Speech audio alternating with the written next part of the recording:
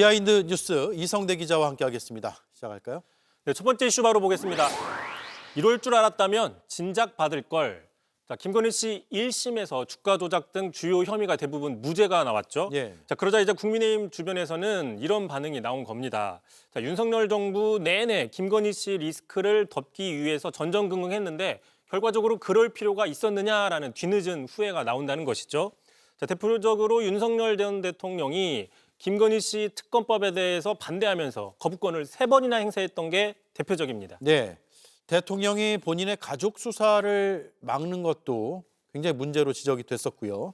근데 거부권을 3번이나 했잖아요. 그렇습니다. 거부권을 그런데 행사할 때마다 윤석열 정부의 운명은 단축됐다라는 분석이 있는데 잠깐 보시면 총선 직전이었죠. 2024년 초에 첫 번째 거부권을 행사했습니다. 하지만 결과적으로 역대급 총선 참패의 원인 중 하나로 분석이 되고 있죠. 자, 당시에 그 한동훈 전 대표 측에서도 이참에 털고 가자라는 의견이 나오기도 했었지만 윤 전 대통령 경로를 했었습니다. 자, 이제 친한계의 후에 반응 한번 들어보겠습니다. 예. 좀 아쉬운 거는 윤석열 정부 총선 전에 예. 이걸 특검을 하겠다고 윤석열 대통령이 선언을 했다면 결론은 어차피 이렇게 나왔을 텐데 그때 우리가 많은 민심을 역풍을 맞으면서 잃었던 거 아닌가 하는 아쉬움이 남습니다. 예. 그러니까 어차피 무죄 나올 건데 당시 여당인 국민의힘이 무리하게 방어하느라고 선거도 졌다. 정권도 넘겨줬다. 이런 얘기네요. 뭐 그런 분석이 있죠. 실제로 총선 참패 이후에도 뭐 명태균 녹취록이나 그 공천 개입 의혹까지 터졌죠. 그럼에도 윤 전 대통령은 집요하게 거부권을 행사했습니다. 자, 다시 보시면 날짜를 보시면 2024년 10월 2일에 두 번째 거부권을 행사했는데 김용현 전 국방부 장관 등과 본격적으로 계엄을 논의했던 국군의 날 다음 날 거부권을 행사했던 것이고요. 또 2024년 11월 26일 세 번째 거부권은 불법 계엄 약 일주일 전에 거부권을 행사했습니다. 네. 자, 그러자 이제 친윤계에서도 뒤늦은 후회가 나오고 있습니다. 들어보시죠. 예. 도이치모터스 사건에 대해서는 정말 대단한 아쉬움이 있죠. 이게 사실은 저희 당을 굉장히 압박했던 이슈거든요. 최종적으로 무죄가 선고됐다면 저희 입장에서는 그 당시에 빨리 어쨌든 이것도 털고 왔으면 이런 일이 안 생겼을 것이고. 예. 해야 될 얘기가 좀 있네요. 일단 김건희 씨 1심밖에 안 나왔는데 무죄인 것처럼 얘기하는 거는 잘못됐다라는 점. 그리고 다른 혐의 재판 있잖아요. 매간매직. 그렇습니다. 네. 그리고 수사도 있어요. 그리고 김건희 씨가 이런 의혹들이 계엄 선포의 사유라고 지금 증명된 사실은 없잖아요. 그렇습니다. 예, 그 전제가 돼야 되는데 그 전제로 지금 국민의힘에서 얘기하는 것 같습니다. 그렇습니다. 자, 그때 특검을 받았다면 정권을 빼앗기지 않았을 텐데라는 국민의힘의 이 뒤늦은 후회는 말씀하신 것처럼 김건희 씨의 최종심이 나온 뒤에 해도 늦지 않은 후회다라는 평가가 있는 것이고요.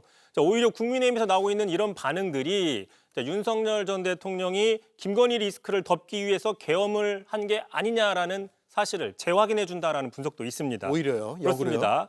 자, 실제로 내란 특검 이렇게 수사 결과를 발표한 적이 있었죠. 자, 비상계엄 동기와 목적은 권력 독점과 유지인데 다시 얘기해서 본인이 하고 싶은 대로 하려는 마음에서 비롯된 것이고 그 마음에는 당연히 자신과 배우자 사법 리스크가 포함이 된다라면서 사실상 김건희 리스크가 계엄 원인 중에 하나일 수도 있다라고 밝힌 적이 있었습니다. 예. 그리고 앞서서 불법계엄 직후였죠. 저희가 그때 당시에 이런 어떤 우스갯소리가 떠돈다고 전해드린 바가 있습니다. 왜 도대체 계엄을 했는지 당시 몰랐을 때죠. 자, 나 사랑 때문에 계엄까지 해봤다라는 밈이 있었다고 보도를 했는데 뭐 이런 것처럼 계엄에 김건희 씨의 영향이 있다라는 분석 재확인해 준다는 분석입니다. 예. 내란 재판에서 이제 결론이 나오면 김건희 씨가 동기가 됐느냐라는 점이 분명해지겠네요. 그렇습니다. 예. 다음 이슈는요. 자, 두 번째 이슈 보겠습니다. 속마음을 들켜버렸다. 자, 지금 정청래 대표가 조국 혁신당과의 합당 제안 파동 좀처럼 가라앉지 않고 있는 상황인데 자, 이번에는 조국 혁신당 측에서 뭐 사실상 공개적으로 지분 요구를 했다라는 발언 나와서 논란이 되고 있습니다. 예. 자, 황운하 의원인데요. 자, 민주당과 합당할 경우에 당명은 우리가 포기할 수 있지만 조국 공동대표로 가야 된다라는 발언을 한 겁니다. 자, 그러면서 특히 합당은 민주당이 먼저 요구했다라고도 얘기를 했습니다. 들어보시죠. 예. 합당에서 무슨 지분 뭐 이런 걸 말씀드리는 게 아니라 그에 합당한 예우와 존중 이런 건 있어야죠. 갈 테니 받아달라 이런 게 아니고 유전에서 제안한 상태니까 주문은 이렇게 차이가 나지만 엄연히 당내 통합이기 때문에 자, 지분 얘기를 하는 게 아니라고 하면서도 사실상 지분 얘기를 하고 있는 그러니까 모습이죠. 당대표 자리 얘기를 하는 거니까요. 그렇습니다. 양당이 지금 모두가 합당을 해야 되는지 말아야 되는지 결정을 못했잖아요. 그렇습니다. 근데 벌써 대표는 누가 같이 해야 되고 이런 얘기가 나오는 거는 글쎄 어떻게 봐야 됩니까? 그렇습니다. 말씀하신 것처럼 지금 가뜩이나 민주당 측에서는 여론이 좋지 않은 상황인데 조국 혁신당 측에서 이른바 지분을 요구하는 것 같은 구체적인 이야기들이 나오는 것은 합당을 좀 더 안 좋게 갈 수 있는 상황이다 이런 분석이 있는데 자 그러자 이제 조국 혁신당 측에서는 곧바로 강하게 경고를 하면서 진화에 나섰습니다. 입장문을 냈는데요. 자 조국당 측은 황운하 의원이 이야기한 개인 의견일 뿐이며 그런 의견을 같이 논의한 바가 전혀 없다. 아주 매우 부적절한 발언이라고 지적했고 조국 당대표 역시 이에 대해서 강한 경고를 발하였다라고 공개 입장을 냈습니다. 네, 당 차원은 아니다 이 말씀이네요. 그렇습니다. 잘 들었습니다. 이성대 기자였습니다. JTBC 뉴스룸을 시청해 주셔서 고맙습니다. 저희는 저녁 6시 30분 뉴스룸에서 뵙겠습니다.